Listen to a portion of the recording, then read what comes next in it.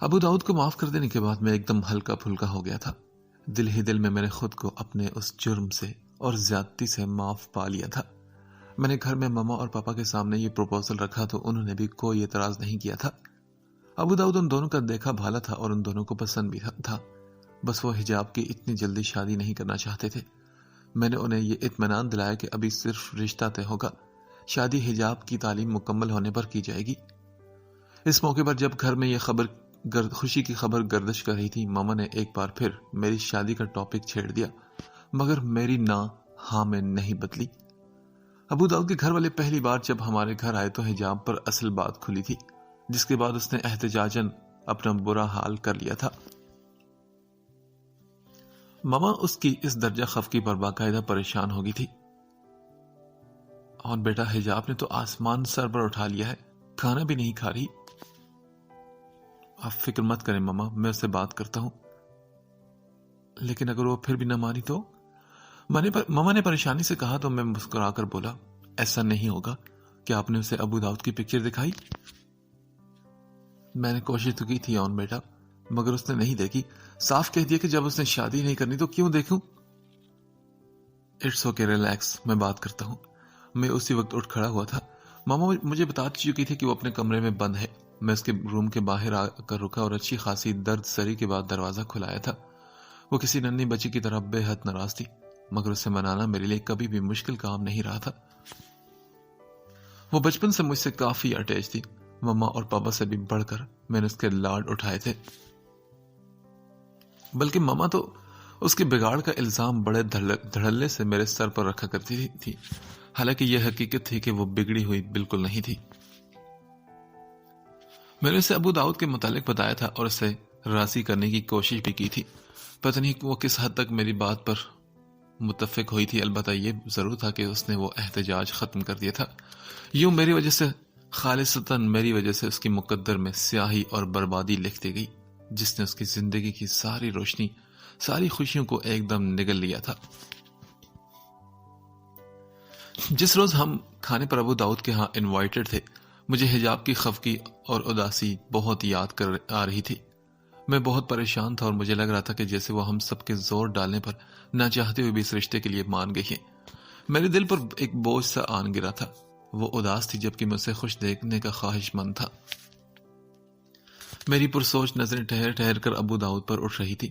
یوں تو وہ تھا ہی ہینڈسم، مگر اس دن کچھ زیادہ ہی گریسفل اور خوبصورت لگ رہا تھا. مجھے خیال آیا کہ اگر حجاب ایک مرتبہ ابو داؤد سے مل لے یا اسے دیکھ لے تو شاید نہیں، یقیناً وہ اس کی اداسی ختم ہو جائے گی.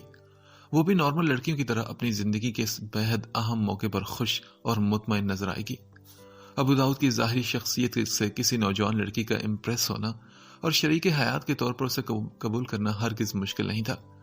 بس کچھ ایسی ہی سوچ اور خیالات کی وجہ سے میں اس رات ابو داؤد کو اپنے ساتھ لے کر آیا تھا، مگر حجاب کی کم عقلی نے سب کچھ الٹ پلٹ کر دیا تھا. اس کا حلیہ ایسا نہیں تھا کہ میں اسے ابو داؤد سے انٹروڈیوس کروا سکتا، بلکہ الٹا میں نے ابو داؤد سے شرمندہ ہو کر رہ گیا تھا کہ وہ حجاب کے بارے میں کیا سوچ رہا ہوگا. خیر، اس رات میں نے ابو داؤد پر اپنی سوچ کو واضح نہیں کیا تھا. وہ کچھ دیر بیٹھ کر پھر چلا گیا تھا، مگر اس کے بعد میں نے محسوس کیا کہ حجاب کے رویے میں ایک واضح تبدیلی آ گئی ہے. وہ ویسے ہی خوش اور پرسکون نظر آنے لگی جیسے میں چاہتا تھا، اور تب میرے لیے یہ کافی خوشی کی بات تھی. منگنی کی ڈیٹ طے ہو چکی تھی. حجاب ہماری اکلوتی بہن تھی اور ہم ہرگز اس کی خوشی کے موقع پر کوئی کمی نہیں رہنے دینا چاہتے تھے. تبھی تو ہم نے ہر شوق کو پورا کیا، سارے ارمان نکالے. منگنی میں ابھی کچھ دن باقی تھے جب ابو داؤد مجھ سے ملنے چلا آیا. اس نے خاص تھکے انداز میں تقریب میں اپنی شمولیت کی بات کی تھی، اور مجھے کیا اعتراض ہو سکتا تھا. ہم اب بہت آزاد خیال لوگ نہیں تھے، مگر وقت کے ساتھ چلنے میں کوئی مسئلہ بھی نہیں تھا ہم لوگوں کو. میں نے بڑے خوش دلی سے اسے اجازت دی تھی، اور ایک دم وہ میرا مشکور نظر آنے لگا تو مجھے ہنسی آنے لگی تھی. منگنی کی تقریب میں وہ اتنا سمارٹ اور اس قدر ڈیشنگ نظر آ رہا تھا کہ مجھے اپنے انتخاب پر فخر ہونے لگا تھا. مگر میں نہیں جانتا تھا کہ اسی انتخاب پر میں کبھی بے تحاشا شرمندگی بھی محسوس کروں گا، اور وہ وقت دور نہیں ہے. سب سے پہلے شوق تو مجھے اس وقت لگا جب اس کی مہمان خواتین میں سے ایک خاتون کو میں نے اس کے ساتھ اس قدر بے حد تک بے تکلف دیکھا. اپنے انداز اور اتوار اور لباس وغیرہ سے وہ ہر کسی شریف گھرانے کی لڑکی نہیں لگتی تھی. گو کہ ابو داؤد اس کی باتوں کے آگے کچھ شرمندہ سا نظر آ رہا تھا، مگر یہ بات طے تھی کہ اس کا اس عورت کے ساتھ کوئی نہ کوئی ریلیشن تو ضرور تھا۔ پھر اس نے اپنی صفائی پیش کرنے کی کوشش کی اور میرے شک کو اور گہرا کر دیا تھا۔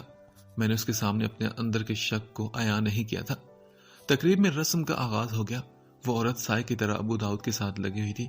جہاں کہیں وہ اس کے ساتھ نہ ہوتی تو اس کی نظریں اس کا حصار کیے رکھتی۔ میں پہلی بار کچھ پریشانی کا شکار ہوا تھا۔ حجاب کے معاملے میں ذرا سے بھی کوتاہی یا کمی کے متعلق سوچ بھی نہیں سکتا تھا۔ میں ابھی اسی فکر اور پریشانی میں گم تھا کہ ایک دھچکا مجھے اور سہنا پڑا۔ ابو داؤد کے بڑے بھائی اور والدہ نے رسم کے بعد ماما سے ایک انوکھی فرمائش کر دی۔ ابو داؤد اور حجاب کے نکاح کی فرمائش۔ ماما تو ایک دم سٹ پٹا کر رہ گئی تھی۔ یہ کیسے ہو سکتا ہے؟ ہم نے تو منگنی تک ہی اس تقریب کو محدود رکھنا تھا نا، اتنا اچانک یہ سب؟ میں چونکہ ان دونوں کے نزدیک تھا جہاں پر باتیں ہو رہی تھی، تبھی فوراً اٹھ کر ان ماما کے پاس چلا آیا، جہاں وہ دونوں ماما سے اپنی بات منوانے اور انہیں قائل کرنے کی کوششوں میں مصروف تھے۔ دیکھیں، منگنی کی کوئی حیثیت تو نہیں ہے نا آنٹی، نکاح اہم فریضہ ہے، اور پھر کیا حرج ہے اگر اس طرح یہ بندھن کچھ اور مضبوط ہو جائے؟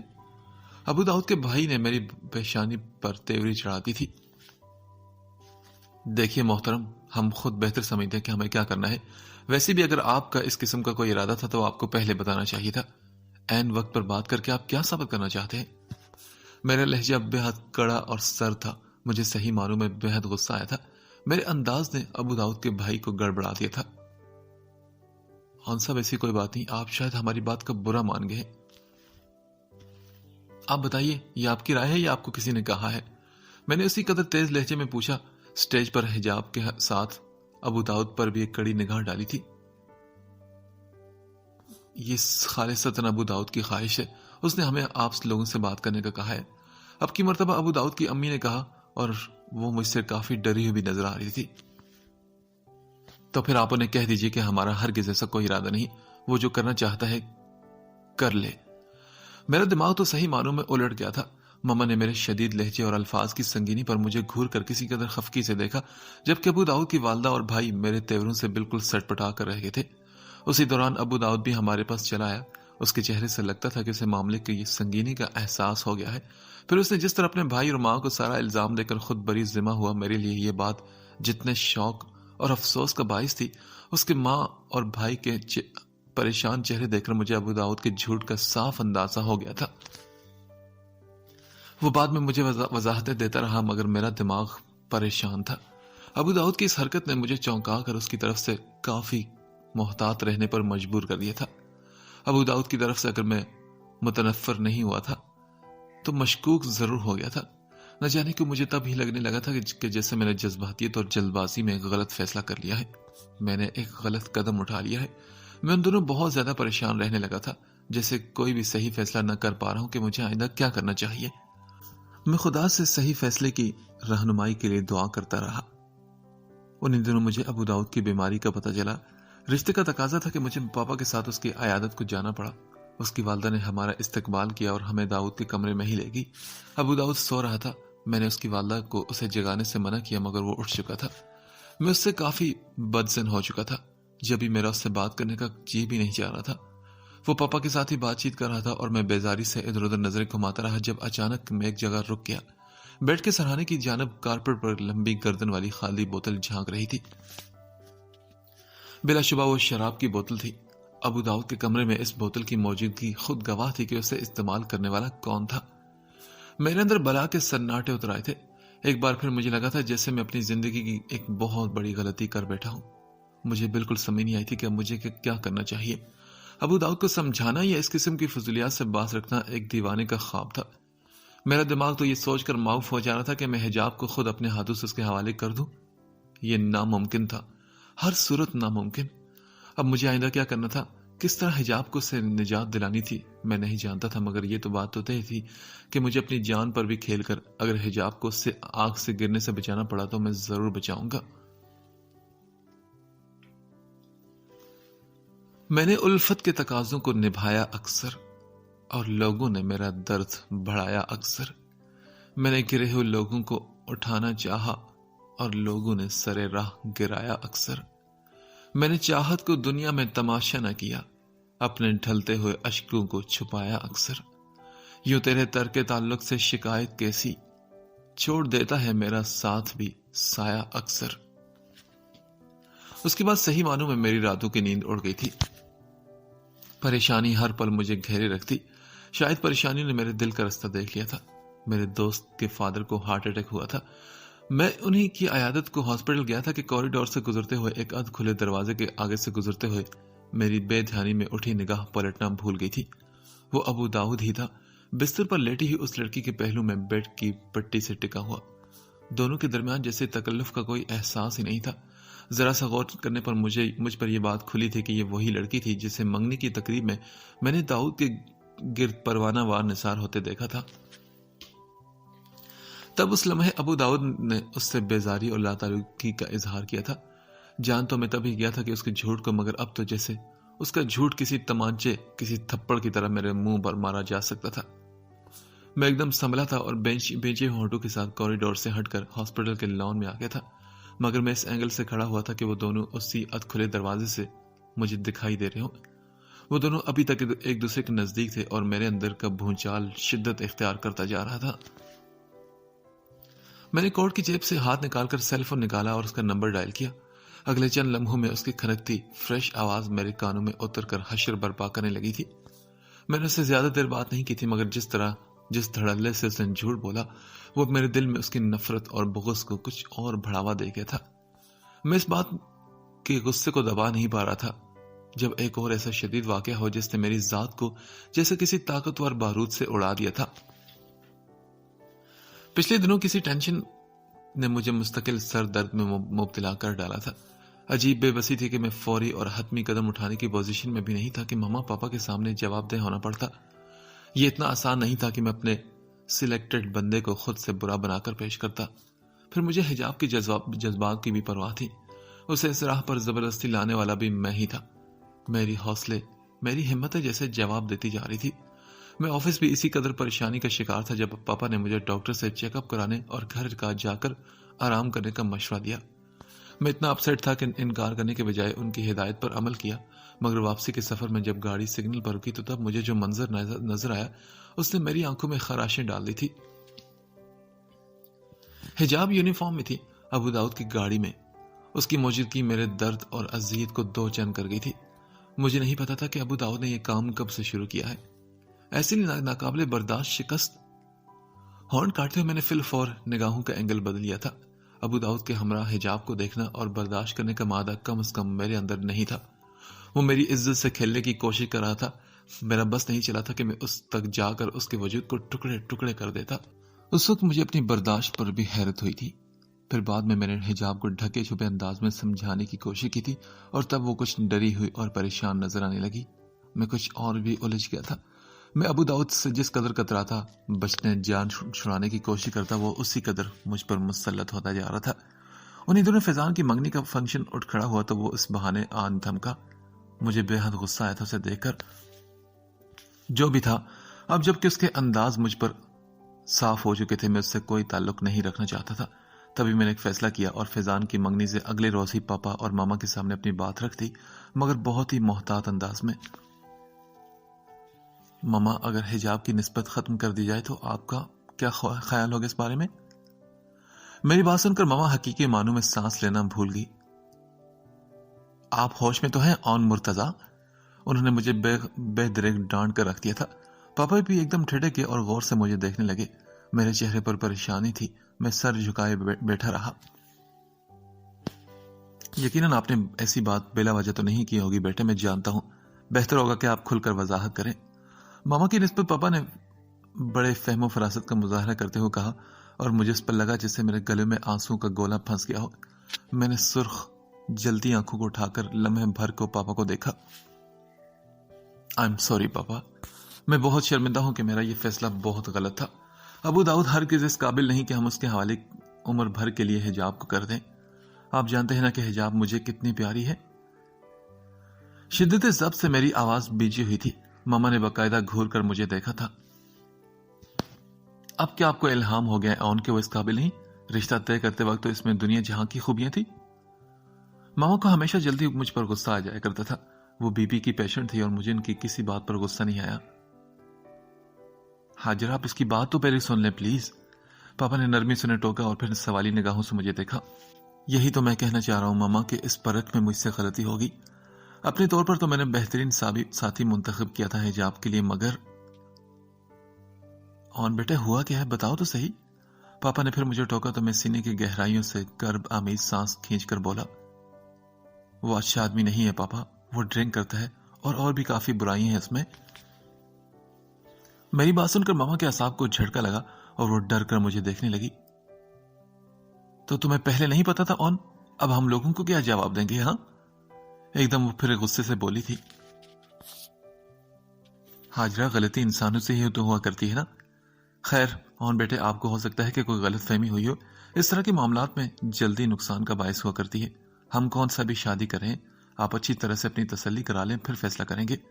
پاپا نے اسی سرسانی سے کہتے ہوئے اٹھ کر میرے کندھے کو تھپک کر تسلی دینا چاہی، مگر میرا سکون تو شاید ہمیشہ کے لیے جیسے کھو گیا تھا. اور تب جب میں ہر صورت کوئی حتمی قدم اٹھا لینا چاہتا تھا، ایک اور ایسی بات ہوئی جس نے میرے ہاتھ پیر باندھ کر رکھ دیے.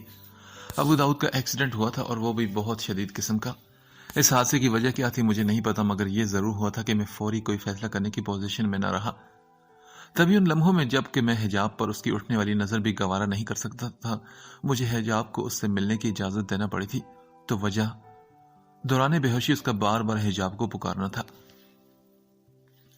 ڈاکٹر کی ہدایت پر ماما نے حجاب کو اس سے ملوا دیا تھا. میں ایک بار پھر کنفیوز ہو کر رہ گیا تھا. دوران بے ہوشی بھلا کیسے وہ دھوکہ یا مکر کر سکتا تھا؟ کیا وہ واقعی حجاب سے محبت کرتا تھا؟ اس قدر گہری کے حواسوں میں نہ ہوتے ہوئے بھی وہ اس کو پکار رہا تھا. ان دنوں میری پریشانی کچھ اور بھی بڑھنے لگی تھی. تو وجہ حجاب کی اس کی ذات میں انوالومنٹ تھی.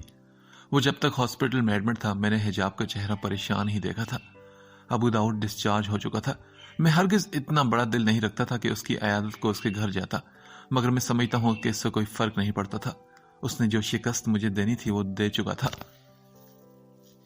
اسی وقت مجھے لگا تھا کہ کسی نے میرے پورے وجود کا جیسے خون نچوڑ لیا ہو. جب بذریعہ کوریئر مجھے وہ ایک لفافہ ملا، بھیجنے والے نے اپنا نام گم شدہ رکھا تھا. اس کا مقصد جو بھی تھا، میں بس اتنا جانتا تھا کہ میری عزت نیلام ہوگی. وہ ابو داؤد کے گھر کی پکچر تھی جہاں وہ حجاب کے ساتھ تھا. میں ان تصویروں سے کبھی یہ بیان نہیں کر سکتا کہ وہاں کیا ہوا تھا. میری غیرت نے مجھے ان پر ایک کے بعد دوسری نگاہ ڈالنے کی ہمت نہیں دی تھی. تصویروں کا لفافہ میرے کانپتے ہاتھوں سے چھوٹ کر نیچے گر گیا. میرے پہلو میں ایسا ناقابل برداشت درد اٹھا کہ میرا پورا وجود پسینوں میں نہا گیا تھا. پھر اسے یہ چند دن بعد کی بات ہے. میں آفس میں تھا جب کسی انجان نمبر سے مجھے ایک میسج ملا، تصویریں دیکھ کر بھی اگر تمہاری غیرت کو جوش نہیں آئے تو آج لائیو تماشا جا کر وہاں دیکھ لو. ابو داؤد آج تمہاری عزت کو ایک بار پھر نیلام کرنے والا ہے. میرے ہاتھوں نے ایک لمحے میں ہی اس میسج کو ضائع کر دیا تھا. ایک دم میں اٹھا وہاں سے. پھر مجھے پتہ ہی نہیں چلا کہ میں کیسے ابو داؤد کے گھر پہنچا. میرے سارے وجود میں جیسے زہریلی سوئیاں گڑی تھی. جب میں واچ مین سے الجھتا رستے میں آئی ہر چیز کو ٹھوکروں کی زد پر اڑا تھا. اس کے بیڈ روم میں گھسا تو میں بالکل حواسوں میں نہیں تھا. ابو داؤد ایک غلط انسان ہے، یہ بات میں جان گیا تھا، مگر وہ اس قدر غلط ہوگا، اتنا گر جائے گا، یہ تو میں نے کبھی تصور بھی نہیں کیا تھا. ورنہ میں ایک پل بھی اس بندھن کو قائم رہنے دیتا، نہ حجاب کو اس سے ملنے کی کوئی راہ چھوڑتا. کس قدر ڈیفرنٹ انسان تھا وہ، اور اسی قدر بودا اور بزدل بھی. اس نے برسوں پرانے ایک بھولے بھٹکے واقعے کو لے کر اگر مجھ سے بدلہ چکانا چاہا تھا تو نشانہ میرے بجائے میری بہن کو بنایا تھا. اس روز تو میں جیسے پاگل ہو گیا تھا. مجھے نہیں یاد کہ میں نے وہاں کیا کیا اور کیسے حجاب کو اس سے چھڑوا کر واپس لوٹا تھا. دل اور دماغ میرے قابو میں نہیں تھے. مجھے لگ رہا تھا کہ میرا دل کسی بھی پل دھڑکنا چھوڑ دے گا. جو کچھ وہاں میری آنکھیں دیکھ چکی تھی وہ میرے صبر، میرے کنٹرول کی انتہا تھی. گاڑی ڈرائیو کرتے میرے ہاتھ کانپتے رہے تھے اور آنکھوں کے آگے بار بار دھند پھیلتی جا رہی تھی. میری حالت اس قدر خراب تھی کہ اس روز میں نے حجاب کے ساتھ بھی کسی قدر زیادتی کر دی. حالانکہ میری نگاہ میں وہ کہیں سے بھی قصوروار نہیں تھی.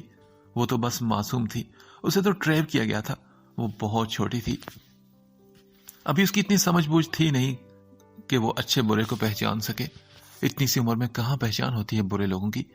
یہ تو اس کے خواب سجانے کی عمر تھی، مگر اس کے خوابوں کو تو چکنا چور کر دیا گیا تھا.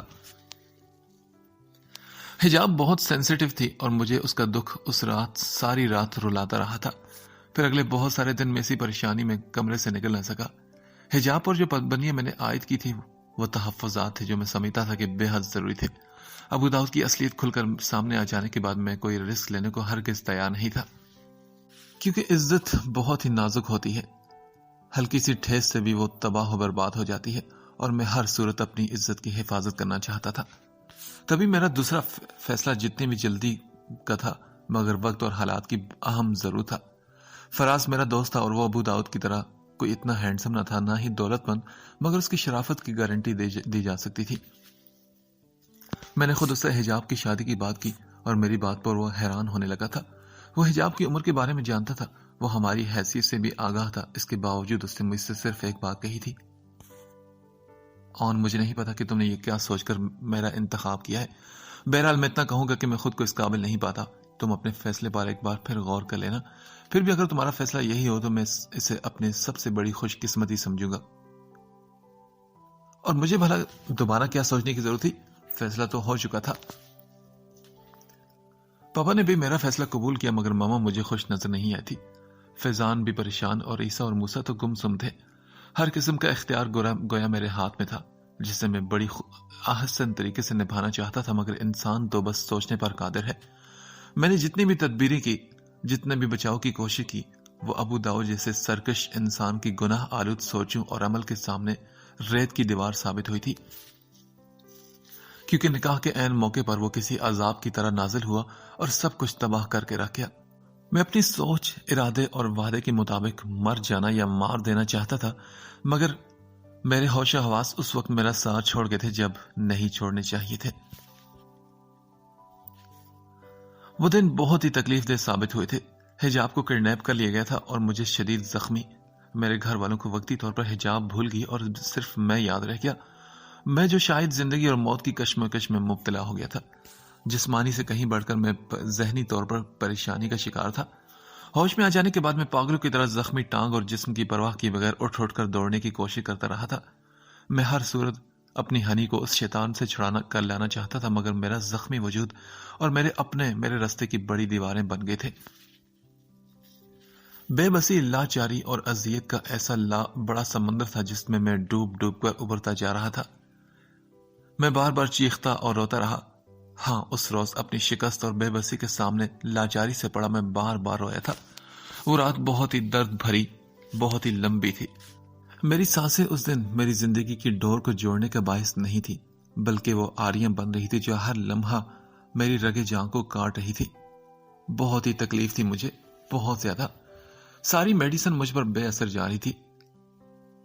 مجھے دواؤں سے بے خبر رکھنے کی کوشش کی گئی تھی مگر میری تو آنکھیں جیسے بند نہ ہونے کی قسم کھا بیٹھی تھی. اور پھر اس نے مجھے فون کیا. جو بکواس اس نے کی وہ جیسے زخموں پر نمک چھڑکنے کے مترادف تھی. میں ایک جھٹکے سے اٹھ کر بیٹھ گیا تھا. فیضان، میں نے وحشت بھرے انداز میں چیخا تھا.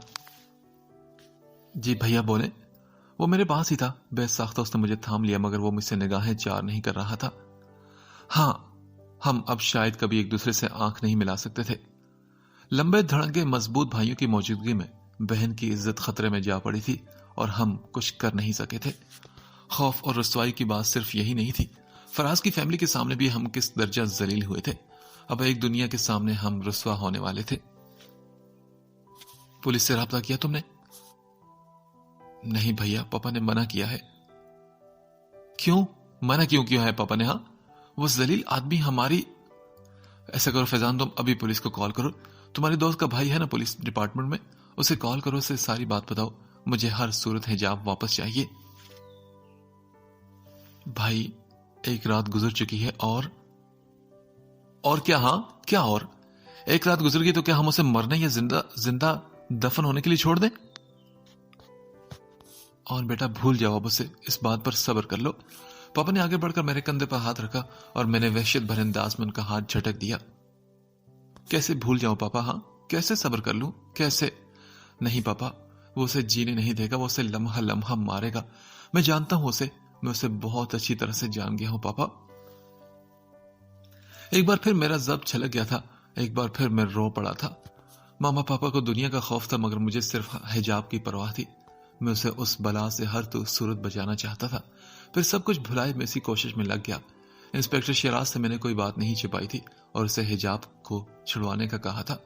وہ ایک دیانتدار اور محنتی پولیس مین تھا. جی جان سے اس مشن پر لگ گیا اور اس نے مجھے ایک جدید فون دیا. میری سم اس نے اس میں لگا دی تھی. جب بھی اس کا فون آیا آپ نے لازمی کال اٹینڈ کرنی ہے. اس سے ہمیں اس کی لوکیشن وغیرہ سمجھنے میں بہت مدد ملے گی. اور میں نے اس تلاش کو کامیاب بنانے کی خاطر اپنے ضبط اپنے حوصلے کو آخری حدوں تک آزما لیا تھا. اس کی واہیات اور گندی باتیں سننا آسان نہیں تھا مگر مجھے خود پر کنٹرول کرنا پڑا تھا. اور پھر تیسرے دن مسلسل کوشش کے بعد ہم اس کے ٹھکانے کا کھوج لگا سکے تھے اور وہاں تک پہنچنے میں کامیاب بھی ہو گئے تھے. پورا گھر خالی تھا. بس چند ملازم تھے. ملازمہ کم عمر لڑکی تھی. پولیس کو دیکھ کر تو وہ ڈر گئی تھی. انسپیکٹر شیراز نے واچ مین سے جو کچھ بھی کہا وہ صاف منکر ہو گیا. وہ یہ بات ماننے کو تیار ہی نہیں تھا کہ 2 دن پہلے یہاں کوئی آدمی کسی اغوا شدہ لڑکی کو لایا ہے. شیراز نے 1-2 تھپڑ بھی اس سے مارے مگر وہ اپنی جگہ سے ایک انچ بھی نہ ہلا تھا. ہماری صاحب تو شادی شدہ ہے. ابھی کچھ دیر پہلے کسی کام سے گیا ہے. اچھا اور تمہاری مالکن وہ کہاں ہے؟ انسپیکٹر شیراز نے غصے سے اس سے پوچھا تو چوکیدار نے کوئی جواب نہ دیا. تبھی میں نے کہا شیراز کہیں تمہیں غلطی تو نہیں ہوئی؟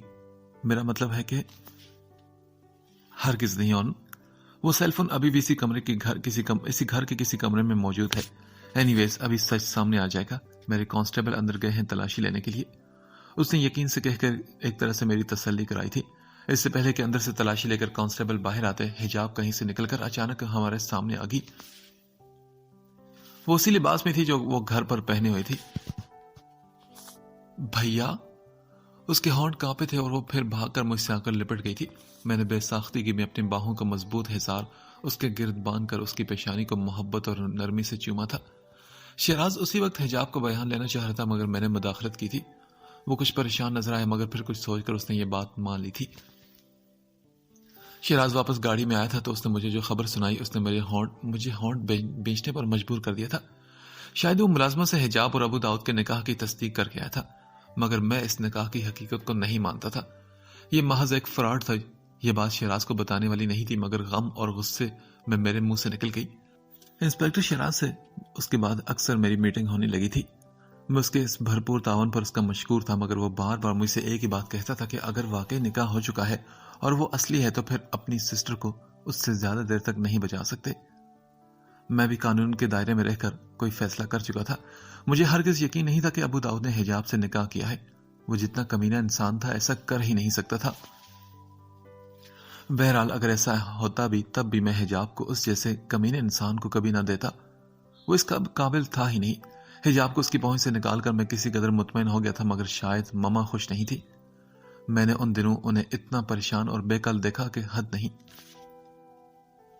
آپ کیوں فکر کرتی ہیں ماما؟ سب ٹھیک ہو جائے گا. خدا نے ہمیں بہت بڑے کرائسس سے نکالی ہے. یہ تو ایک چھوٹا سا مسئلہ ہے. اپنے تئیں میں نے انہیں دلاست دلانے کی کوشش کی مگر وہ پھر بھی پریشانی کا شکار رہی. بیٹا ایک دنیا کو پتا چل چکا ہے کہ وہ خبیث ہماری بیٹی کو پورے 3 دن اپنے گھر رکھ چکا ہے. تم سمجھتے کیوں نہیں؟ وہ تمہاری جان کا دشمن بنا ہے. پہلے بھی اس نے بے دریغ گولیاں چلائی تھی تم پر. ابھی بھی اگر خدا نہ خواستہ. انہوں نے ایک دم اپنی بات ادھوری چھوڑی اور میں نے پرتپش نظروں سے کسی قدر خفگی سمیٹ کر انہیں دیکھا. تو اس کا کیا مطلب ہے ماما؟ مجھے زندہ سلامت رکھ کر آپ یا ہم حجاب کی قربانی دے دیں؟ عزت کی بھی جان کی بھی؟ کیا یہ فیر ہوگا یا پھر ہمیں یہ زیب دیتا ہے؟ میں اتنا خفا اور اتنا غصیلا ہو رہا تھا کہ چیخ پڑا. ماما نے مجھے خائف نظروں سے دیکھا اور پھر کچھ کہے بغیر آنسو بہانے لگی تو مجھے خود پر کنٹرول کرنا پڑا. دیکھیں ماما، ایک مسلمان ہونے کی حیثیت سے ہمارا اس بات پر ایمان ہے کہ موت کا ایک دن مقرر ہے. کسی کی بھی ضرورت نہیں کہ اسے ایک لمحہ بھی آگے پیچھے کر سکے. ماما پھر ہم کیوں اس کے خوف سے اپنی عزت اور ایمان کا سودا کرتے پھرے؟ نو ماما، نو کمپرومائز. آپ مجھے بزدلی کے سبق مت پڑھائیں. میں حجاب کے ساتھ ہرگز بھی کوئی زیادتی نہیں ہونے دے سکتا. میرا لہجہ بالکل دو ٹوک تھا.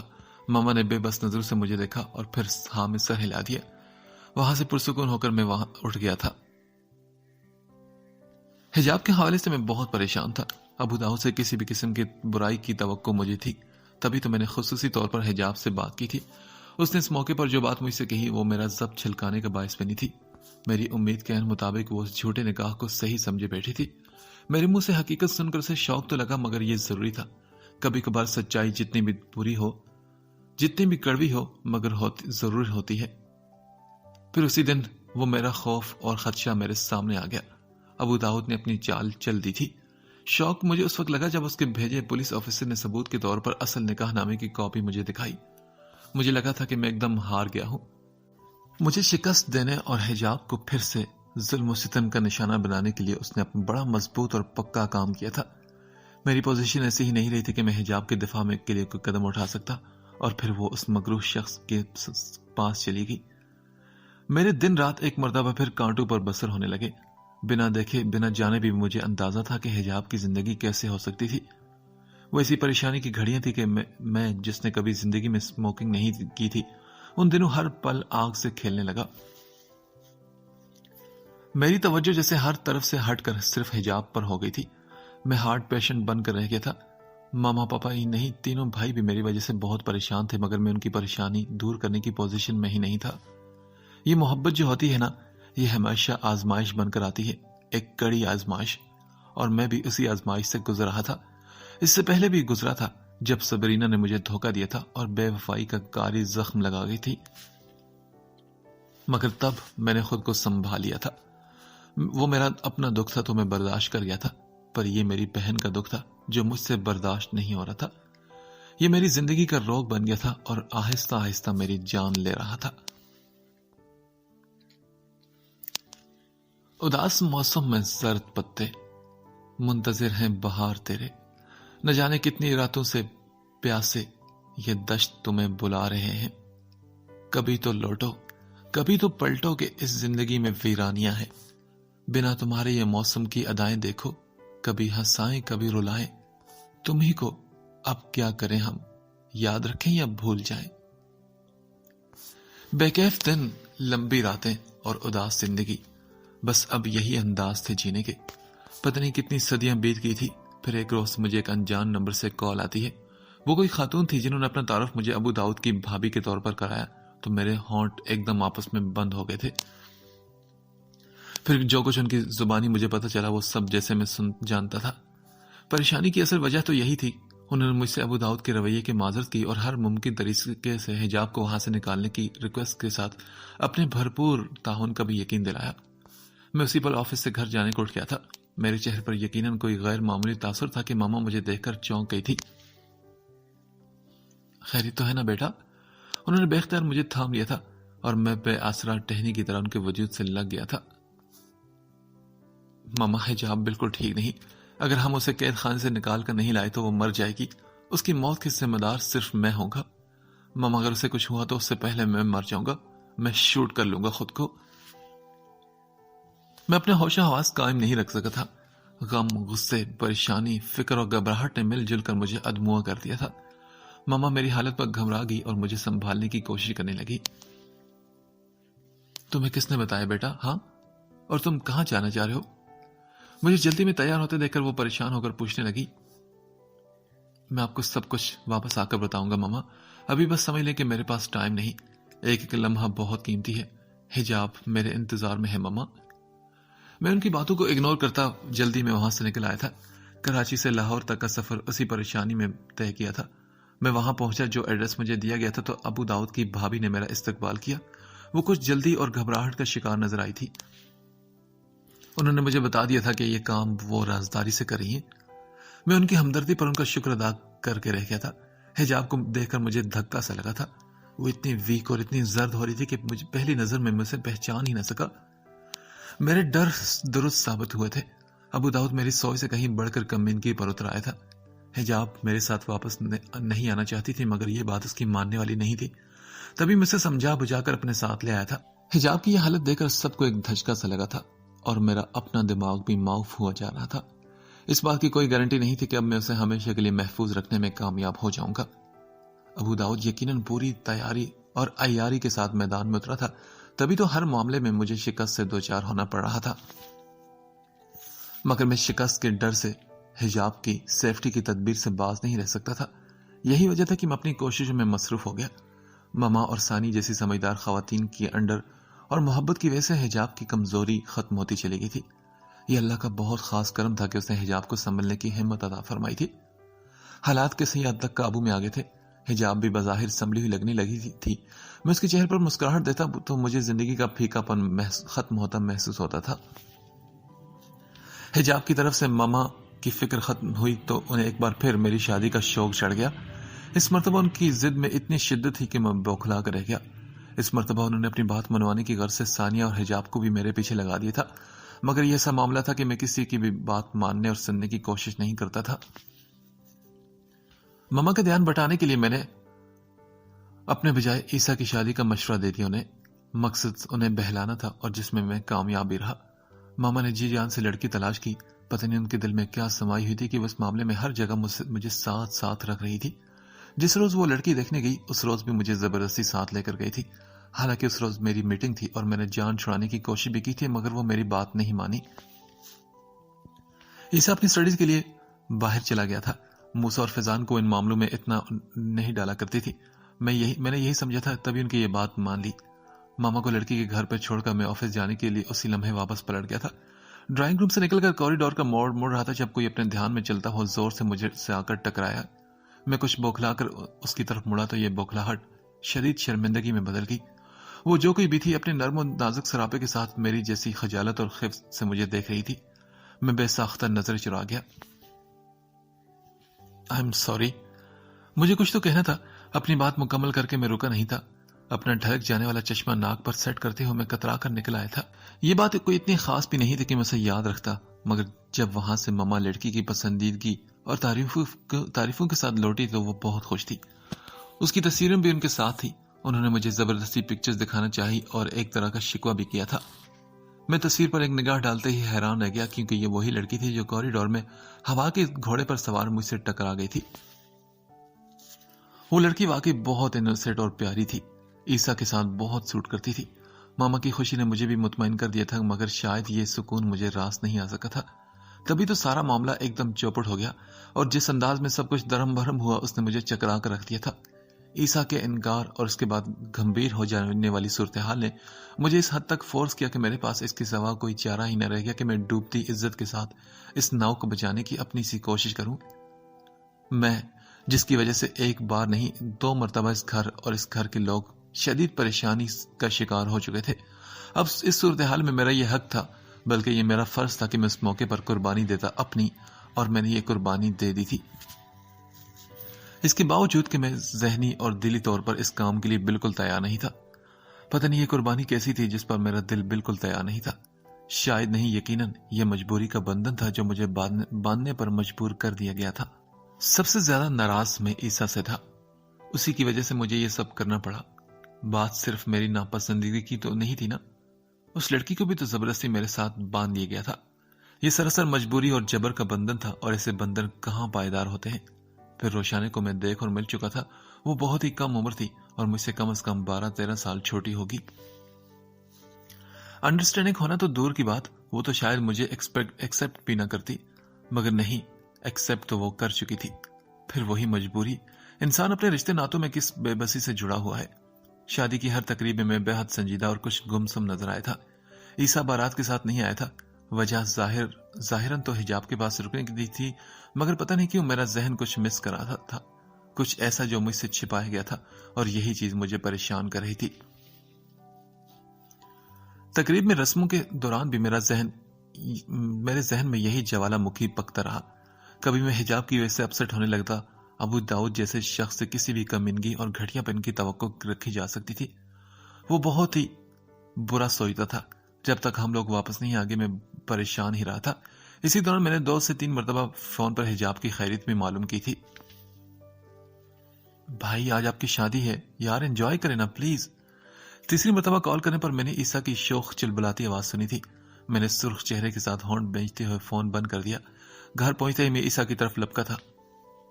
حجاب کہاں ہے عیسیٰ؟ وہ ٹھیک ہے نا؟ جواب میں اس نے دانت نکالی اور پھر آنکھیں نچا کر کسی قدر شوخی سے کہا، روشی کی تو ایک ہی نند ہے اور وہ بھی 100 پر بھاری پڑے گی اسے۔ کمال ہے بھائی، دولہا صاحب اپنی نئی نویلی دلہن کو بھول کر اپنی بہن کی فکر میں پریشان ہے۔ آپ کی اطلاع کے لیے عرض ہے بھیا کہ وہ ہماری بھی اتنی ہی سگی ہے جتنی آپ کی. گستاخی معاف. میرے تاثرات میں تلخی امڑتے دیکھ کر وہ دونوں ہاتھ اٹھا کر دفاعی انداز میں بولا تو میں اس کی مسخری پر دھیان دیے بنا اندرونی حصے کی طرف لپکا تھا. اس بات کو بھول کر کے ماما مجھے پیچھے سے آوازیں دے رہی تھی. انہیں بھی یا شاید وہاں کچھ رسمیں وغیرہ کرنی تھی. میں نے ایک نظر پلٹ کر انہیں دیکھا اور ان کی بات سنی انسنی کیے اندر بڑھتا چلا گیا. پتہ نہیں کیوں اس پل میرے دل کو پنکھ لگ رہے تھے. حجاب کی تلاش میں اس کے کمرے میں گیا تو وہ وہاں نہیں تھی، مگر الٹے قدموں مڑا تو بد حواسی زبیدہ سے ٹکرا ہوتے ہوتے رہ گیا. صاحب، وہ چھوٹی بیوی کی طبیعت بالکل ٹھیک نہیں ہے جی. اس کے چہرے پر ہوائیاں اڑ رہی تھی. میں زور سے چونکا اور بولا، کہاں ہے وہ؟ ہاں. زبیدہ نے ہاتھ سے کچن کی طرف اشارہ کیا اور میں اندھا دھند اس طرف بھاگا تھا. حجاب وہی تھی. کچن کے فرش پر وہ مجھے بے ترتیب سی پڑی نظر آئی تو میرا دل ڈر سا گیا تھا. حجاب، آنکھیں کھولو بیٹا، آنکھیں کھولو. میں ڈر سے پریشانی سے اس پر جھکا اور اسے جھنجھوڑا تھا. وہ تقریباً بے ہوش ہو چکی تھی. میں اسے باہوں میں اٹھا کر باہر کی طرف بھاگا تھا. ماما اور عیسیٰ بھی جلدی میں میرے ساتھ گاڑی تک آئے تھے اور اگلے لمحے ہماری گاڑی ہاسپٹل کی طرف دوڑ رہی تھی. وہ ساری رات بہت پریشانی میں گزری تھی. میں جتنا بے چین اور پریشان تھا اتنا ہی افسردہ تھا. ماما نے 2-3 مرتبہ میرے پاس آ کر مجھے گھر واپس جانے کا کہا، مگر میں ہرگز بھی اس بات پر تیار نہیں تھا، بلکہ مجھے ماما کی بات سن کر ہر بار غصہ آیا تھا. بہت غلط بات ہے بیٹے. ارے نئی نوری دلہن کیا سوچے گی؟ ہم لوگ ہیں نا یہاں پر. انہوں نے جب چوتھی بار مجھ سے یہ بات دبے انداز میں آ کر کہی تو میں بہت چڑھ کر بولا، آپ کی بہو میرے انتظار میں پلکیں فرش راکھ نہیں کیے بیٹھی ہوگی ماما، بلکہ شکر کری ہوگی کہ جان چھوٹی. میری بہن ICU میں ہے اور میں گھر جا کر آرام کروں. کتنی عجیب بات ہوگی نا یہ. میرے غصے بھرے انداز پر ماما ایک دم چپ ہو کر مجھے ناراضگی سے دیکھنے لگی. ایسی باتیں کیوں کر رہے تم؟ اور وہ کیوں شکر کری ہوگی کہ جان چھوٹی؟ اپنے پاس سے تم باتیں مت گڑا کرو اور الزام لگانے کی بالکل ضرورت نہیں. اچھا. انہوں نے مجھے بری طرح سے ڈانٹا تھا. میں نے اپنے ہونٹ بند کر لیے. وہ کچھ دیر مجھے آس امید بھری نظروں سے دیکھتی رہی، مگر میں بے نیازی کا تاثر دینے کو دوسری طرف دیکھتا رہا تو وہ گہری سانس کھینچ کر رہ گئی. اسی وقت آپریشن روم کا دروازہ کھلا تو میں باہر آئی ڈاکٹر کی طرف لپکا تھا. پیشنٹ کے ہسبینڈ کہاں ہیں؟ ڈاکٹر کا انداز پیشہ ورانہ تھا. میں نے آہستگی سے بتایا کہ وہ نہیں ہے اور اپنا تعارف کے بعد حجاب کی خیریت دریافت کی. دیکھیے اون صاحب، ہمیں کچھ پیپرز پر سائن چاہیے جو پیشنٹ کے سرپرست کے ہونے چاہیے. پیشنٹ کا سیزرین ہوگا، اسی میں آپ کو پتا ہے کہ ڈیفیکلٹی بھی ہو سکتی ہے. آپ کاؤنٹر پر چلے جائیں تو فائل وہیں ہوگی، سگنیچر کر دیجیے گا. تھینکس. ان پیپرز پر سائن کرتے میرے ہاتھوں میں لرزش اور آنکھوں میں دھند اتر آئی تھی. دل تمام تر شدتوں سے حجاب کی زندگی اور تندرستی کے لیے خدا کے حضور سجدہ ریز تھا. اور پھر یہ خدا کا کرم ہی تھا کہ صبح اذان کے ساتھ ہی حجاب کی مشکل کو خدا نے آسان کر دیا اور اس کے قدموں کے نیچے جنت بچھا دی گئی تھی. اس کے ہوش میں آ جانے تک میں پریشان ہی رہا تھا. رات کو میں ماما اور عیسیٰ اور حجاب کو لے کر ہاسپٹل آئے تھے.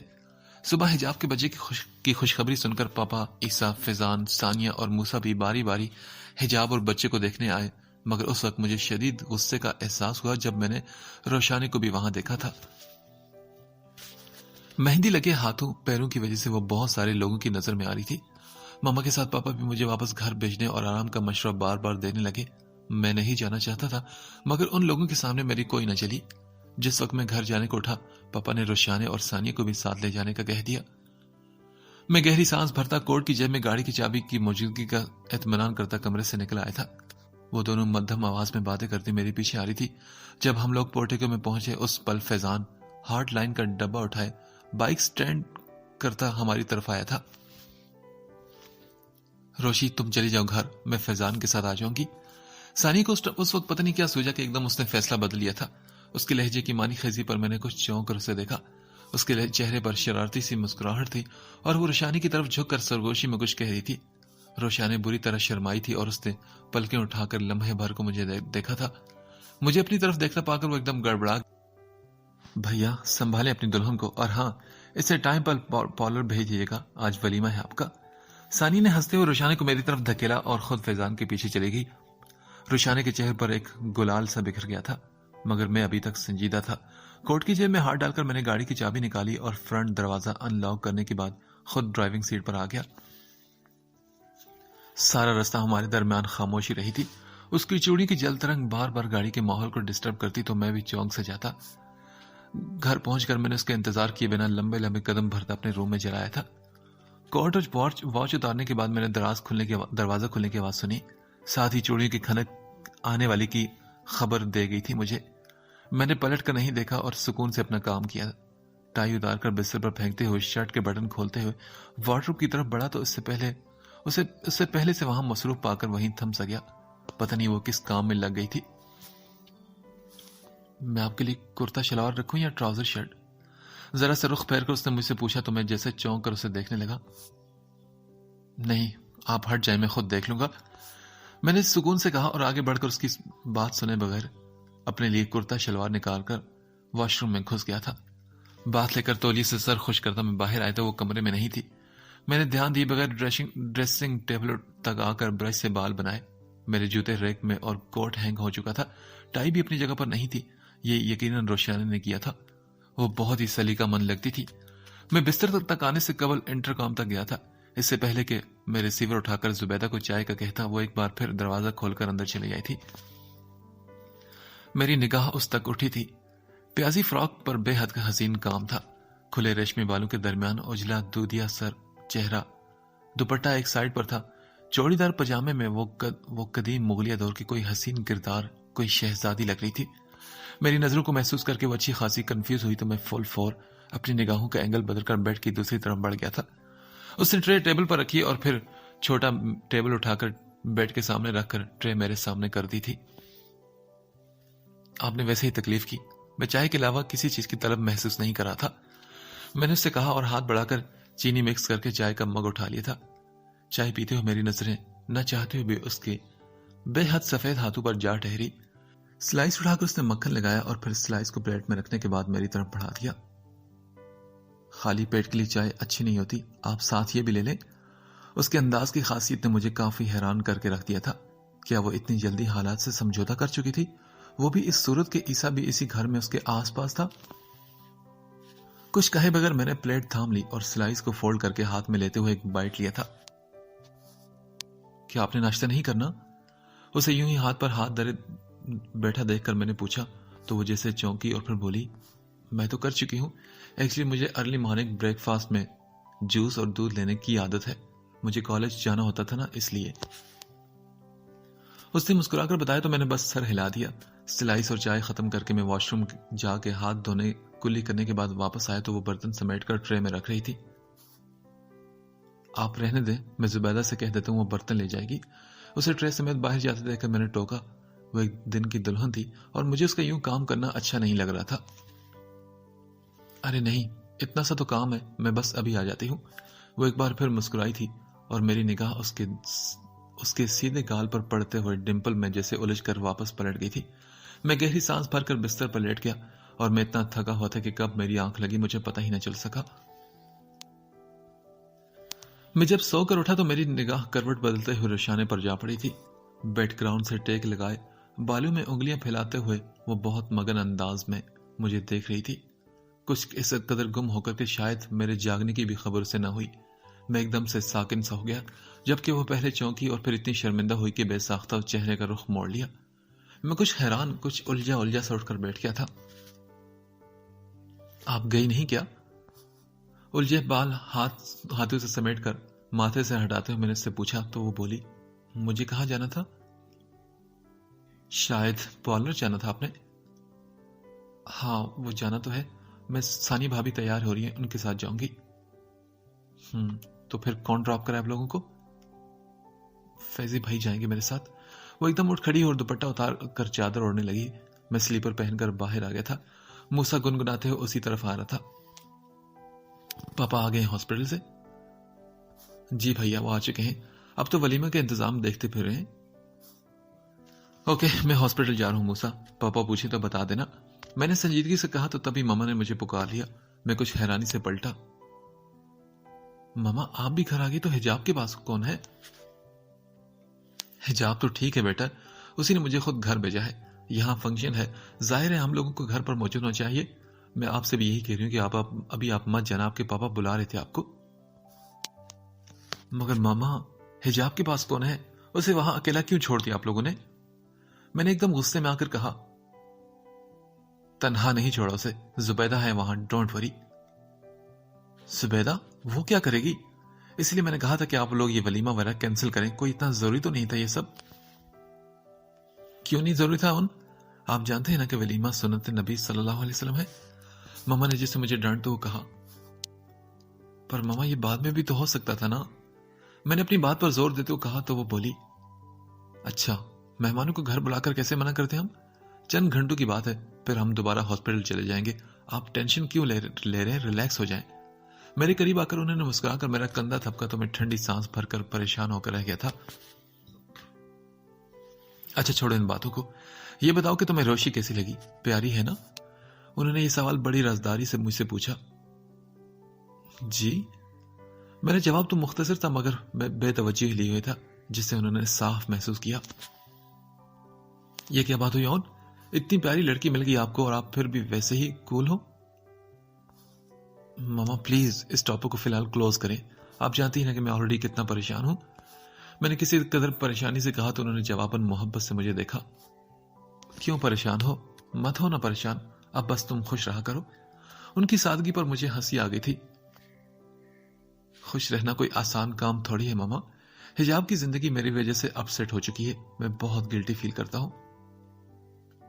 बस बस अब रोना मत, खुदा सब बेहतर करेगा बेटे, बस अल्लाह पर यकीन रखो। मेरा कंधा थपकर उन्होंने जिस एतमाद और यकीन से कहा वो मुझे बहुत अच्छा लगा था। वलीमा के फंक्शन को सच्ची बात तो यह है कि मैंने बहुत ही बेदिली से निपटाया था। रोशानी की सभी ने तारीफ की थी मगर मैंने निगाह भर कर भी उसे ध्यान से नहीं देखा था। मैं हिजाब की वजह से परेशान था। फंक्शन के खत्म होते ही जैसे मेरा जब्त जवाब दे गया।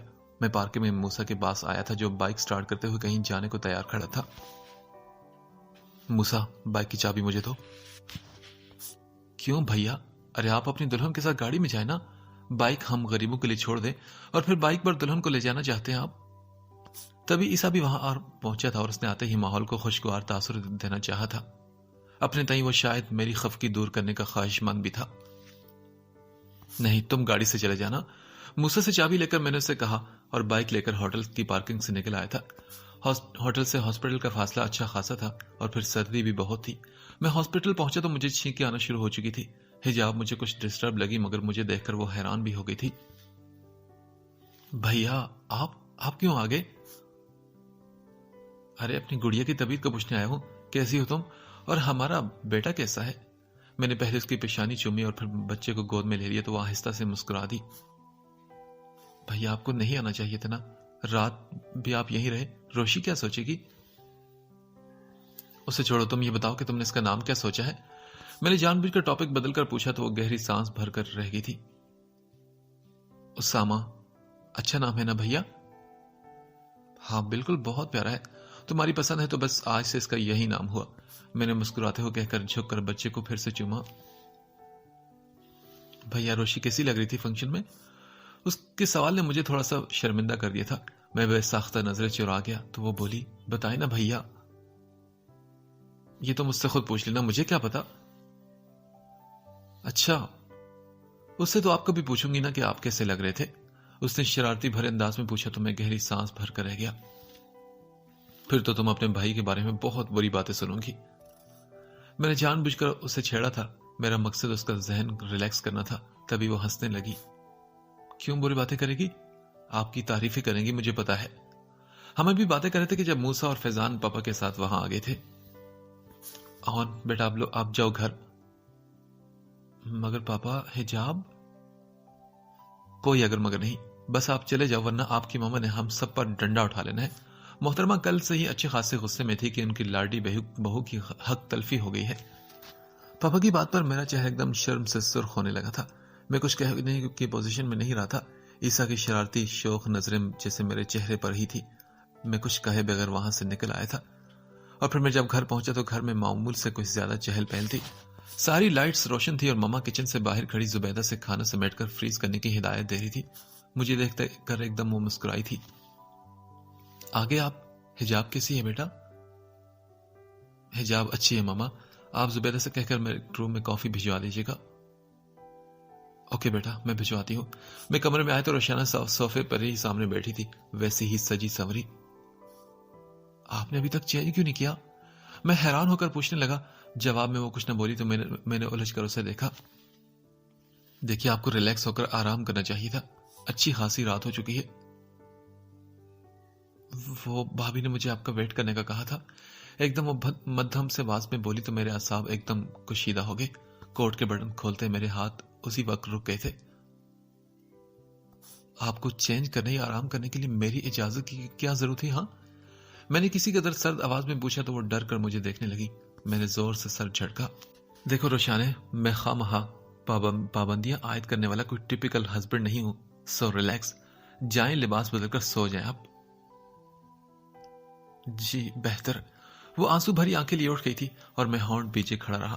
لباس تبدیل کر کے وہ کمرے میں آئی تو میں بھی ڈریسنگ روم میں جا گھسا تھا. سلیپنگ گاؤن پہن کر میں واپس آیا تو زبیدہ کمرے میں کافی کا مگ رکھ کر واپس جا رہی تھی. میں نے آگے بڑھ کر دروازہ بند کیا اور پھر لائٹ بجھا کر ٹیبل لیمپ آن کر دیا تھا. کافی پیتے ہوئے میں نے اس کے کروٹ کے بل لیٹے وجود میں ہلکے سے جھٹکے محسوس کیے تو ایک دم میں ساکن سا ہو گیا. وہ شاید میرے لہجے کی سختی کو پا کر بہت ہرٹ ہوئی تھی. میں نے کافی کا مگ بے دلی سے واپس رکھ دیا تھا.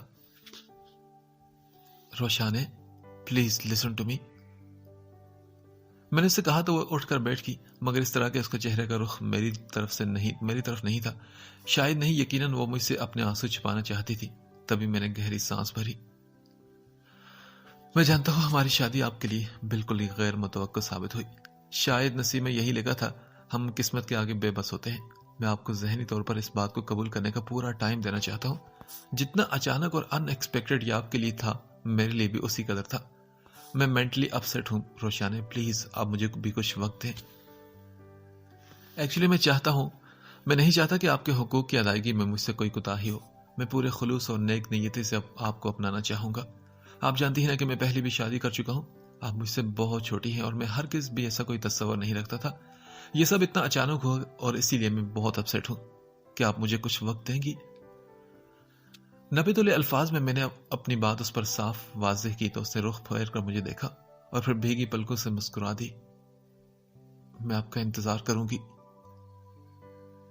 گڈ، تھینکس اے لاٹ، میں نے اس سے کہا اور لیٹنے کے بعد کروٹ بدل لی اور ساتھ ہی سونے کی کوشش بھی کرنے لگا.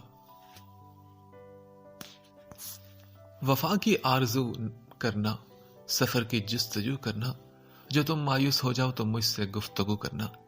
یہ اکثر ہو بھی جاتا ہے کہ کوئی کھو بھی جاتا ہے. مقدر کو ستاؤ گے تو پھر یہ سو بھی جاتا ہے. اگر تم حوصلہ رکھو، وفا کا سلسلہ رکھو، جسے تم اپنا کہتے ہو اس سے رابطہ رکھو. میں یہ دعوے سے کہتا ہوں کبھی ناکام نہ ہوگے. محبت کو سمجھ جاؤ، کبھی بدنام نہ ہوگے. میں نے حجاب کو بلایا تھا اور اس سے کھل کر بات کی تھی. میں نے اسے بتایا تھا کہ میں ابو داؤد پر کیس کرنا چاہتا ہوں. میرا خیال تھا کہ وہ مجھ سے انکار کرے گی تو میں اسے سمجھاؤں گا. یہ طے تھا کہ مجھے حجاب کو اس کے پاس واپس نہیں جانے دینا تھا، مگر میری امید کے برخلاف حجاب نے مجھے منع نہیں کیا. بھائی آپ کو جو بھی فیصلہ ہے وہ میرے لیے قابل قبول ہے، لیکن پلیز بھائی اس معاملے کے ختم ہو جانے کے بعد آپ مجھ سے کبھی دوسری شادی کے ٹاپک پر بات نہیں کریں گے. میں نے محسوس کیا تھا کہ اس کی آواز بھرانے لگی تھی. میرے دل پر ایک دم چوٹ پڑی تھی. ہنی یہ تو بات کی بات ہے، فی الحال اس پر ہم بات نہیں کریں گے. میں اس کی بات سے کترا کر بولا تو وہ روحانسی ہو کر بولی، نہیں بھیا پلیز آپ پہلے پرومس کریں مجھ سے کہ آپ مجھے کبھی فورس نہیں کریں گے. ہنی گڑیا ہم پھر بات کریں گے نا اس ٹاپک پر. میں ہرگز بھی اس سے ایسا کوئی وعدہ نہیں کرنا چاہتا تھا، تبھی اسے ٹوک کر اٹھ گیا تھا. پھر اسی روز میں نے فیضان سے اس معاملے کو ڈسکس کیا اور اسے کہا تھا کہ وہ کل لازمی ابو داؤد کو نوٹس بھجوا دے. جب ہم اس ٹاپک پر بات کر رہے تھے میں نے بہت جلدی میں عیسیٰ کو اپنی طرف آتے دیکھا. خیریت کیا بات ہے؟ میں نے اس کے پریشان چہرے کو غور سے دیکھ کر سوال کیا تو وہ بولا، بھیا کیا آپ حجاب کو طلاق دلوانا چاہتے ہیں؟ ہاں بالکل. میرا جواب دو ٹوک تھا. تبھی وہ پریشان نظر آنے لگا اور بولا، بھیا میں ایسا نہیں چاہتا. تم سے مشورہ کس نے مانگا ہے؟ ہاں، مجھے عیسیٰ کی بات پر شدید غصہ آیا تھا. مائی ڈیڈ بھیا، یہ آپ کی زندگی کا معاملہ نہیں، یہ حجاب کی زندگی ہے. ہاں تو میں حجاب سے بھی پوچھ چکا ہوں اور وہ بھی یہی چاہتی ہے. میں نے تلخ لہجے میں اسے جتلایا تو عیسیٰ طنزیہ ہنسی ہنستے ہوئے بولا، اچھا، حالانکہ جہاں تک میں جان پایا ہوں حجاب کو وہ ایسا بالکل نہیں چاہتی. بھیا میں نے اس کی آنکھوں میں غم کو گھات لگائے بیٹھے دیکھا ہے، ایک افسردگی دیکھی ہے. آپ پلیز اس پر غور تو کریں. غصے سے بات کرتے ہوئے ایک دم دھیما سا پڑ گیا اس کا گلا جیسے بھرا سا گیا تھا. میرے اندر ایک دم غصہ جیسے دھیما پڑنے لگا. تم کچھ بھی نہیں جانتے عیسیٰ، بہتر ہے کہ تم خاموش رہو. بھیا مجھے ایسا لگتا ہے آپ کچھ نہیں جانتے. آپ ابھی بھی جلد بازی کا مظاہرہ کر رہے ہیں. کچھ وقت تو دیں. حجاب ابھی تنہا نہیں ہے، اس کا ایک بیٹا بھی ہے. اس بچے کا تو سوچے. اسٹیپ فادر اسے ایکسپٹ کرے گا کیا؟ بھیا دیکھیں، جو معاملہ صلح صفائی سے حل ہو سکتا ہے اسے اس طرح کیوں ختم کریں؟ عیسیٰ بہت ہی بے حد عاجزانہ لہجے میں بولا تو میں گہری سانس بھر کر سرخ آنکھوں سے اسے دیکھنے لگا. تمہارا کیا خیال ہے میں نے ایسا نہیں کیا ہوگا؟ میں نے ایسا ہی تو کیا تھا، مگر وہ کتے کی دم کی طرح ہے جو 100 سال بعد بھی ٹھیک نہیں ہو سکتی. تم بس خاموش رہو اور میں جو کر رہا ہوں مجھے وہ کرنے دو. میں نے اسے نرمی سے کہا اور فیضان کو نوٹس بھجوانے کا کہہ کر وہاں سے چلا گیا تھا. اگلے دن میں آفس سے لوٹا تو لاؤنج سے کسی کے زور سے ہنسنے کی آواز آ رہی تھی. میں نے چلتے ہوئے دروازے سے جھانکا تو اندر عیسیٰ صوفے پر بیٹھی روشانہ کے ہاتھ پر ہاتھ مار کر ہنستے ہوئے کچھ کہہ رہا تھا. روشانہ بھی ہنس رہی تھی اور دونوں میں سے کسی نے بھی مجھے دیکھا نہیں تھا. میں گہری سانس بھرتا سیڑھیاں چڑھ کر اپنے روم میں آ گیا. بات لے کر باہر نکلا تو روشی اندر آ چکی تھی. آپ کے لیے چائے لاؤں؟ وہ میرا کوٹ ہینگر میں لٹکا رہی تھی. سلام کرنے کے بعد بولی تو میں نے کہا جی بنا دے، مگر ذرا جلدی، مجھے کام سے پھر باہر جانا ہے. میں ڈریسنگ ٹیبل کے آئینے کے سامنے کھڑا ہو کر بال بنانے میں مصروف تھا. وہ سر ہلاتی باہر چلی گئی اور میں نے بال بنائے، پھر اپنی گھڑی اٹھا کر کلائی پر باندھا کمرے سے باہر آ گیا. عیسیٰ اور موسیٰ دونوں اسامہ کے ساتھ ہال میں کھیلنے میں مصروف تھے. بیٹے آپ روشی کو شام میں کہیں گھمانے ہی لے جایا کرو. ماما اسی وقت آئی تھی اور آتے ہی اپنا من پسند ٹاپک چھیڑ لیا تھا. ہاں بالکل بھیا، اور کچھ نہیں تو آپ واپسی پر بیگم صاحبہ کے لیے گجرے بھی نہیں لاتے؟ نئی نویلی اور اتنی چارمنگ سی دلہن ہے آپ کی، اور پھر بھی آپ اتنے بے نیاز اور اتنے دور دور رہتے ہیں اس سے. عیسیٰ نے بھی اسی پل وہاں چائے سمیت آتی روشانہ کو دیکھ کر قدرے شوخی سے کہا تو وہ جھیم کر مسکرا دی تھی. ماما حجاب کہاں ہے؟ اسے کہنا کہ وہ بھی سب کے ساتھ بیٹھا کرے، اکیلی رہ کے تو وہ پریشان ہوتی ہوگی. روشانے سے چائے لیتے ہوئے میں نے جان بوجھ کر ٹاپک بدلتے ہوئے کہا تو ماما ٹھنڈی سانس بھر کر بولی جاؤ روشی، حجاب کو بھی یہیں بلا لو. روشانے ان کی بات سن کر الٹے قدموں پلٹ گئی تھی. میں نے چائے ختم کر کے خالی مگ ٹیبل پر رکھا اور اٹھ کھڑا ہوا. اب پھر کہاں چل دیے؟ ماما مجھے جاتے دیکھ کر بے چین ہوئی تو میں نے کہا ماما ایک بہت ضروری کام ہے. میں نے کہا تھا کہ روشی کو بھی لے کر جائے گا اور ساتھ. کیا مطلب ماما؟ کام کے لیے بھی اس کو ساتھ لے کر جاؤں؟ میں حیران ہو کر بولا تو عیسیٰ اور موسیٰ کھی کرنے لگے. میں بھی تھوڑا شرمندہ ہو گیا تو ماما نے البتہ منہ بنا لیا تھا. اچھا ماما میں لے کر جایا کروں گا نا، اب تو ریلی میں ایک کام سے باہر جا رہا ہوں. میں نے بس ان کا دل رکھنے کو کہا اور پلٹ کر باہر نکل آیا. پورٹیکو میں آ کر گاڑی کا دروازہ کھول کر بیٹھ رہا تھا جب میرے کرتے کی جیب میں پڑا موبائل فون وائبریٹ کرنے لگا. سیل فون ہاتھ میں لے کر نمبر دیکھتے ہوئے میرے پیشانی پر ایک دم ناگواری کی شکنیں ابری تھی. وہ ابو داؤد کی کال تھی. میں نے اس کال کو ڈسکنیکٹ کیا اور سیل فون آف موڈ کے ساتھ ڈیش بورڈ پر اچھال دیا تھا. کچھ وقفے کے بعد ایک بار پھر سیل فون وائبریٹ کرنے لگا اور اس مرتبہ نمبر انجان تھا. میں نے گہری سانس کھینچی اور گاڑی گیٹ سے نکالتے ہوئے کال پک کی. السلام علیکم. وعلیکم السلام، کیسے مزاج ہیں جناب کے؟ ابو داؤد کی چہکتی آواز سن کر میرے ہونٹ ایک دم بھیج گئے تھے. تم نے کال کرنے کی کیوں زحمت کی ہے؟ ہاں ارے ہم کیوں نہ کال کریں؟ ہماری ایک نہیں بلکہ دو امانتیں ہیں تمہارے پاس. کہ اب بھی ہم زحمت نہ کریں تو کب کریں گے؟ ابو داؤد مقصد کی بات کرو. یار خفا کیوں ہوتے ہو؟ جانے من مقصد کی بات اس سے بڑھ کر اور کیا ہو سکتی ہے؟ تم بکواس بند کرو. دیکھو اون، میں بگاڑ نہیں چاہتا. میں حجاب کو طلاق نہیں دینا چاہتا. تم سمجھ رہے ہو کہ کورٹ میں جا کر تم جیت نہیں سکو گے. یاد رکھنا میں تمہیں کبھی بھی جیت نہیں دوں گا. تم دھمکی دے رہے ہو مجھے؟ نہیں، تمہیں بتا رہا ہوں. اوکے بتا دیا نا، اب دفع ہو جاؤ. میں نے سرد آواز میں کہا اور فون بند کر دیا. مگر میں ایک دم اپسیٹ ہو گیا تھا. یہ بات ابھی بھی ہمارے گھر کے اندر تھی. کچھ دیر پہلے میں نے فیضان سے ڈسکس کی تھی تو ابو داؤد تک کیسے پہنچی؟ میں جس قدر سوچ رہا تھا میری الجھنیں بڑھ رہی تھی. تبھی ابو داؤد کی دوبارہ کال آنے لگی تو میں نے سلگتی نظروں سے اسکرین پر بلنگ کرتے اس کے نمبر کو دیکھا. پوچھو گے نہیں کہ اب مجھے کیا تکلیف ہے؟ میرے کال ریسیو کرنے پر وہ ہنس کر بولا تھا تم خود بتا دو کہ مسئلہ کیا ہے تمہارے ساتھ. میں نے بھی غصے سے کہا تو وہ زور سے ہنس کر بولا مان جاؤ مرتضیٰ، میں تمہارے گھر آ جاتا ہوں اور سارے معاملے کو اچھی طرح سے سلجھا لیتے ہیں۔ میں تمہاری ٹانگیں توڑ دوں گا اگر تم نے ایسا سوچا بھی تو۔ ایک دم مجھے شدید غصہ آیا تھا اس کی بات پر۔ کام ڈاؤن یار، اتنا غصہ نہیں کرتے۔ پرومس میں حجاب پر کوئی بری نظر نہیں ڈالوں گا۔ 4 بھائیوں کی موجودگی میں ایسا کر کے میں واقعی ٹانگیں ہی توڑاؤں گا نا۔ اپنی بکواس وہ شروع کر چکا تھا۔ میں نے غصے میں کال ڈسکنیکٹ کی اور میرا ذہن کافی منتشر ہو چکا تھا۔ رات گئے میں واپس لوٹا تو ابھی تک پریشان تھا۔ ہال کمرے کی لائٹس آن تھی اور عیسیٰ وہیں کارپٹ پر لیٹا ہوا مجھے دیکھ کر اٹھ کر بیٹھا۔ بھیا آپ آگے چلائے بیٹھتے ہیں نا؟ نہیں عیسیٰ، میں تھکا ہوں، تھوڑا آرام کروں گا۔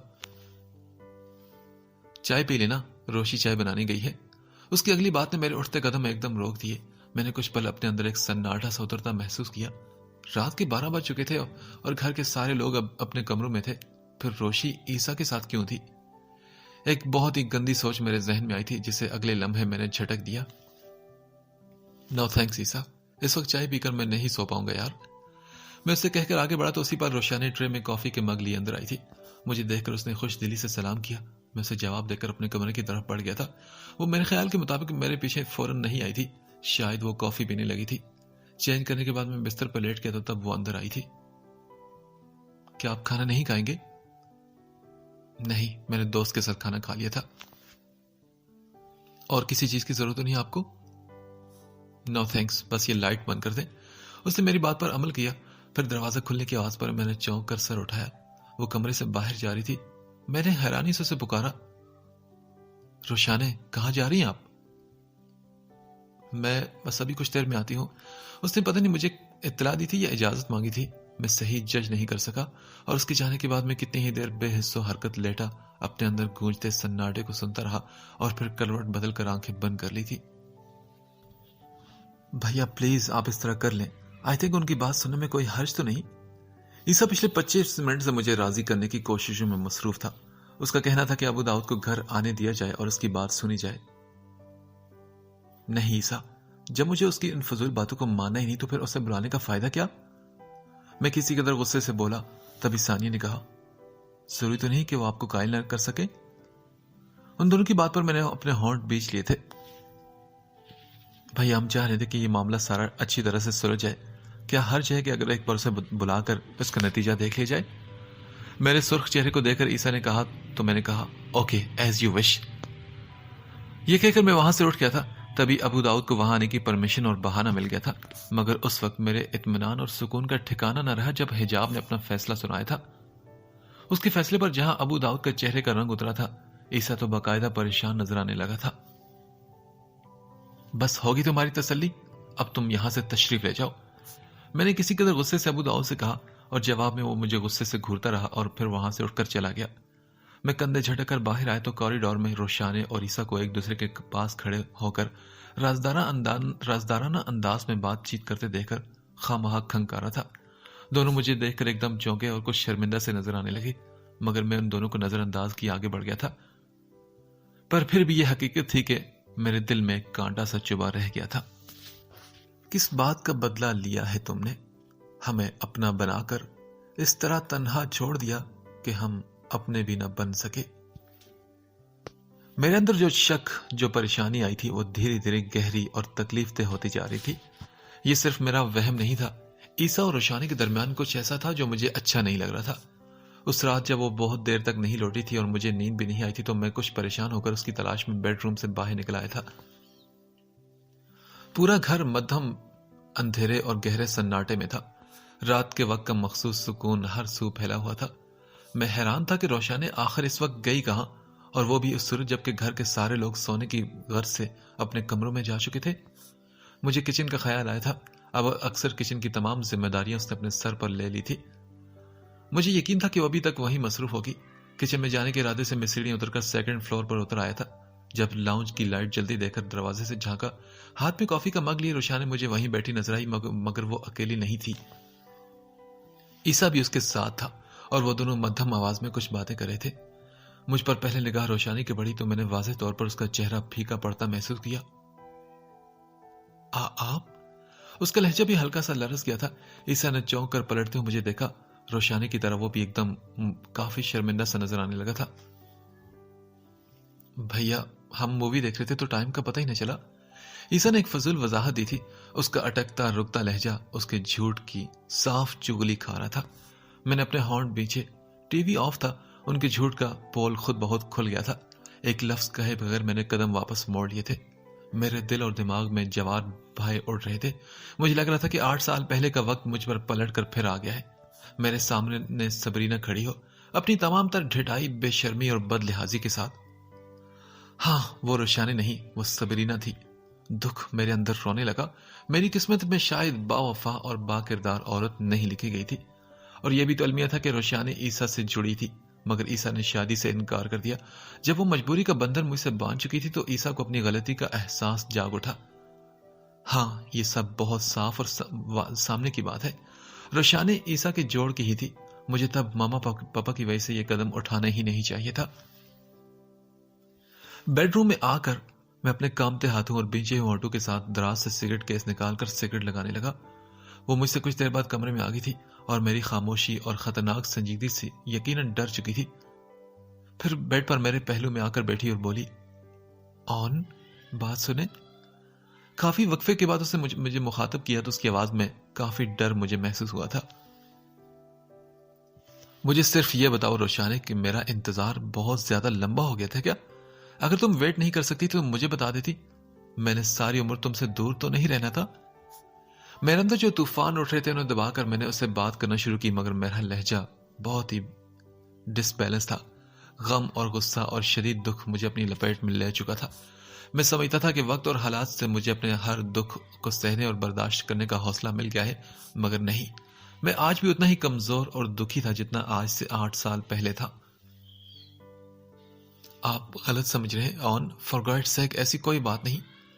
ایک دم وہ رہاسی ہو کر بولی اور اپنی صفائی پیش کرنے لگی، مگر مجھے اس پر اس سے شدید نفرت محسوس ہوئی تھی. میں نے دہک اٹھنے والی آنکھوں سے قہر بھرے انداز میں اسے دیکھا. تو یہ غلط سمجھنے پر مجھے مجبور کس نے کیا؟ ہاں نہیں آن، پلیز میری بات سنیں، ایسی کوئی بات نہیں. میں کچھ نہیں سننا چاہتا، سمجھی تم؟ غلطی میری تھی کہ میں نے تم سے شادی کر لی. مجھے بس یہ غلطی نہیں کرنی چاہیے تھی.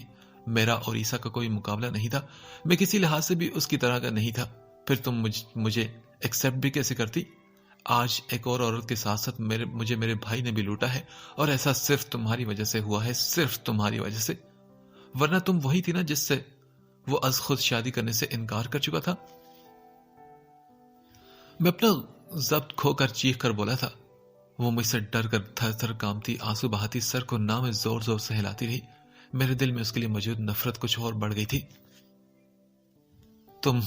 تم چلی جاؤ یہاں سے. میں مزید ایک لمحہ بھی تمہیں برداشت نہیں کر سکتا.